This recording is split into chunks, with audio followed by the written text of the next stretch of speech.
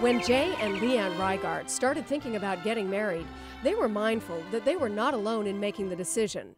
Plans for the wedding had to involve Leanne's son, Nash, and Jay's children, Caroline and Chandler. I think it was just natural for them to be there with us because we wanted, it was not just Jay and I getting married, it was the two families getting married. It's somewhat of a roller coaster. We have good times, we have bad times, you know, and the times of unity when we're all pulling together are, you know, what we strive for. During their first year as a family of 5, the kids spent the weekends with their other parents. Jay and Leanne noticed that they approached those days with mixed emotions. They're really glad to go to the other parent, and I think they're really glad to come to us. Because the stress of learning to live together with a new family can come at the expense of the new couple, the weekends were a welcome break for Jay and Leanne.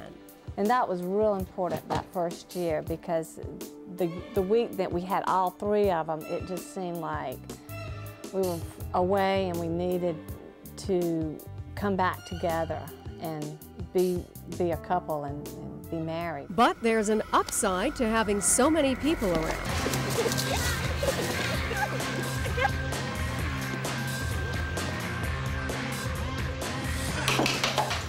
Just that there's always something to do and they can comfort me when I'm not feeling all right and stuff. They're nice and I enjoy living with them because like it gives me people like to play with and people to talk to.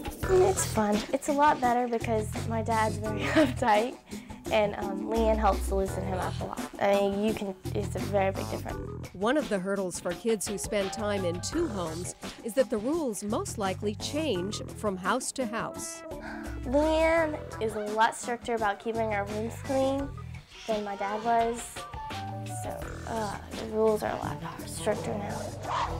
If possible, parents and step-parents should talk to each other regularly about the children's needs and any concerns they have about keeping rules consistent.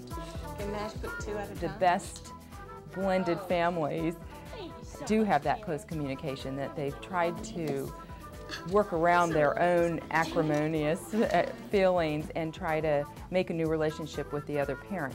You all are involved now. The whole families are involved. So you can't just separate it out and say, well, I'm taking care of this child Monday through Friday, and then she or he is taking care of it on the weekend, and we never need to discuss anything. Special events like birthdays and holidays often have to be negotiated. It's really important to recognize what specific rituals they might have had around certain events.